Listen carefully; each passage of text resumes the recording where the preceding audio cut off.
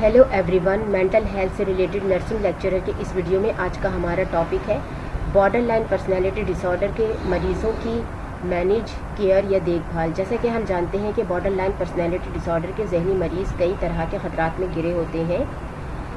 जैसे अपने आप को काटना या ज़ख्मी करना, ख़ुदकशी करने की कोशिश करना या ख़ुदकशी करके मर जाना, दूसरों को नुकसान पहुंचाने का अंदेशा, अपने आप को अंदर ही अंदर बहुत ज़्यादा दुखी करने और तोड़ने फोड़ने का डर, लोगों के साथ घुल मिलकर ना रह सकना, दिमागी फतूर, ख़याली अफसरदगी का एहसास, यानी ये एहसास कि सब कुछ ख़त्म हो चुका है, जिस्मानी तौर पर अपने आप को बहुत भद्दा और बुरा होने का खौफ, बहुत ज़्यादा डिप्रेशन और खौफ में रहने की वजह से सोचने समझने की सलाहियत कम हो जाना, बहुत ही लंबे अरसे से एहसास कमतरी का शिकार रहना। अगर बॉर्डर लाइन पर्सनैलिटी डिसऑर्डर के लोग इस तरह के ख़तरात में घिरे नज़र आएँ, जैसे अपने आप को काटने या ज़ख्मी करने का खौफ या दूसरों को नुकसान पहुंचाने का खौफ, तो ऐसी सूरत में अगर आप स्टूडेंट या स्टाफ हैं या मरीज़ आपके करीबी साथी या कोई रिश्तेदार हैं, जैसे माँ बाप, बहन भाई, बेटा बेटी, और आप बॉर्डर लाइन पर्सनैलिटी डिसऑर्डर के जहनी मरीज़ों के क्राइटेरिया यानी कसौटी और पहचान के बारे में जानते हैं, तो सबसे पहले आपको बॉर्डर लाइन पर्सनैलिटी डिसऑर्डर के वाले लोगों की रोज़मर्रा में होने वाले तमाम काम और उनकी हरकत और सकनात पर नज़र रखनी होगी। लेकिन इस बात का ख्याल रखना होगा कि इन्हें इस बात का बिल्कुल पता न चले कि आप उसकी रोज़ाना की तमाम एक्टिविटीज़ को ऑब्ज़र्व कर रहे हैं, यानी पूरी तरह मुशाहिदा कर रहे हैं। बहुत ही करीबी मुशाहिदा का फ़ायदा ये होगा कि आपको ये समझना आसान हो जाएगा कि इस तरह के ज़हनी मरीज़ किस वक्त और किस सिचुएशन में ख़ुद को या दूसरों को नुकसान पहुंचा सकते हैं, ताकि आप पहले से ही पेशेंट और दूसरे लोगों की हिफाजत का इंतज़ाम कर सकें। नंबर 2, मरीज़ से उसके बेहतर हालात के वक्त, यानी जिस वक्त वो काफ़ी बेहतर हालात में हो, तो ये मुआहदा ले लें कि जिस वक्त भी उसे लगे कि वह ख़ुद को ज़ख्मी करने या नुकसान पहुंचाने के लिए जा रहा है, तो पहले अपने बाएतमाद स्टाफ, स्टूडेंट या अपने करीबी साथी को इसके बारे में बताएं, डिस्कस करें, ताकि उसे रिलीफ मिल सके।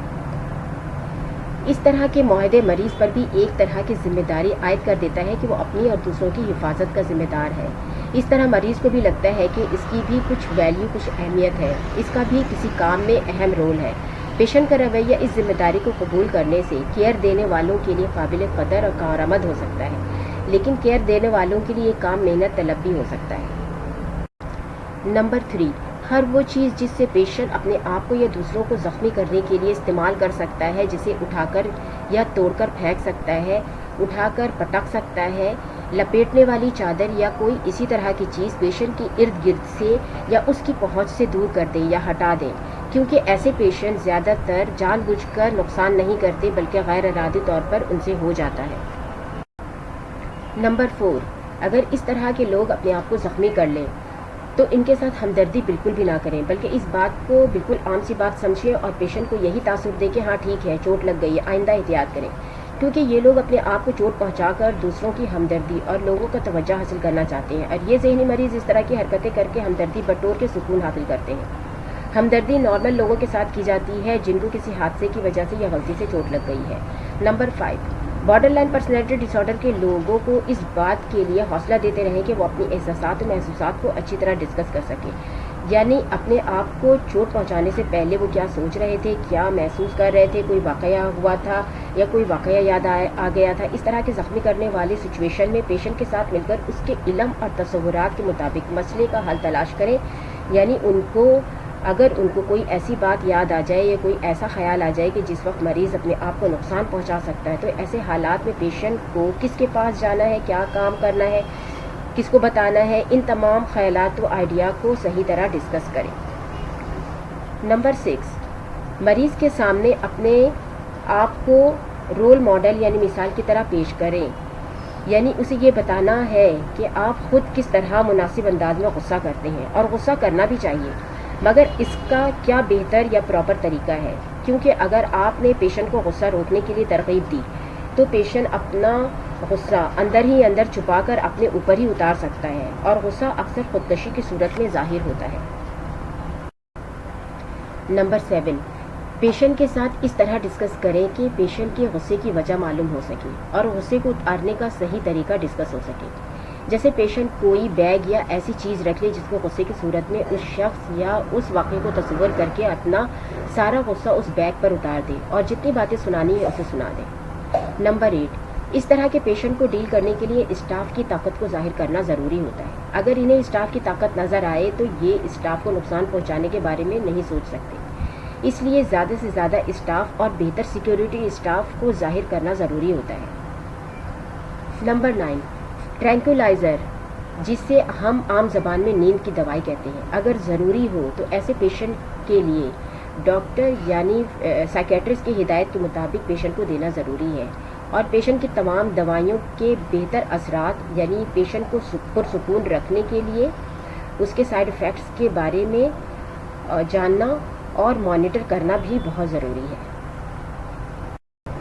نمبر 10، اگر بات کرنے اور دوائیوں کے استعمال کے بعد بھی پیشنٹ پرسکون نہ ہو اور دوسرے تمام انٹرونشن یا تدابیر و عمل فیل ہو چکے ہوں اور پیشنٹ خود کو اور دوسروں کو نقصان پہنچانے کے در پر ہو، تو سب سے آخر میں میڈیکل ریسٹرین یعنی جسمانی پابندیاں لگانی ضروری ہو جاتی ہیں، یعنی پیشنٹ کو باندھ دیا جاتا ہے تاکہ وہ خود کو اور دوسروں کو نقصان نہ پہنچا سکے، لیکن میڈیکل ریسٹرین جتنا کم سے کم ہو بہتر ہوتا ہے۔ نمبر 11، اگر تمام پوائنٹ آف ویو سے دیکھنے اور عمل کرنے کے بعد میڈیکل ریسٹرین ضروری ہو چکا ہو تو چند شرائط لازمی ہوں گی۔ نمبر 1، اچھے خاصے اسٹاف کا موجود ہونا، اپنے ادارے کے پروٹوکول یعنی معاہدے کے مطابق عمل کرنا ضروری ہے۔ اس سلسلے میں جوائنٹ کمیشن کا تقاضا ہے کہ کسی فزیشین سے مریض کو ریسٹرین کرنے سے پہلے 1 گھنٹہ پہلے دکھانا ضروری ہے، اور ہر 4 گھنٹے میں ایڈلٹ پیشنٹ کو اور ہر 1 سے 2 گھنٹے میں بچوں اور 18 سال تک کے مریضوں کی آبزرویشن کرتے رہنا یعنی ان کا مشاہدہ کرتے رہنا بہت ضروری ہے۔ نمبر 12، جوائنٹ کمیشن کا تقاضا ہے کہ میڈیکل ریسٹرین یعنی جن مریضوں کو میڈیکلی طور پر باندھ کر رکھنا پڑتا ہے ان کی دیکھ بھال مسلسل ہونی چاہیے، یعنی ہر 15 منٹ میں ان کے بندھے ہوئے ہاتھ پاؤں کو چیک کرتے رہنا چاہیے، جس میں اسکن کا ٹیمپریچر، اسکن کا کلر یعنی رگڑ وغیرہ یا سرخی مائل وغیرہ نہیں ہونا چاہیے۔ پیشنٹ کے ہاتھ اور پاؤں سے نروز یا پلس وغیرہ میجر کرتے رہنا چاہیے، اور پیشنٹ کے کھانے پینے اور واش روم کی ضرورت کا خیال رکھنا چاہیے، اور کسی قسم کی ایسپائریشن یعنی کھانا کھاتے وقت سانس کی نالی میں کھانا نہ پھنسے۔ پیشنٹ کی پوزیشننگ اور اس کے آرام کا خیال رکھنا بہت ضروری ہے۔ نمبر 13، جیسے ہی پیشنٹ کی ایجیٹیشن یعنی ذہنی بے چینی کم ہو، پیشنٹ کو صحیح طرح تشخیص کریں تاکہ اس کی میڈیکل ریسٹرین کم ہو سکے۔ میڈیکل ریسٹرین ایک ایک کر کے آہستہ آہستہ کم کرنا چاہیے، اور پیشنٹ کی ذہنی سچویشن کو صحیح طرح اسس کرنا چاہیے، اور پیشنٹ کے رسپانس کو بھی نوٹ کرتے رہنا چاہیے کہ اب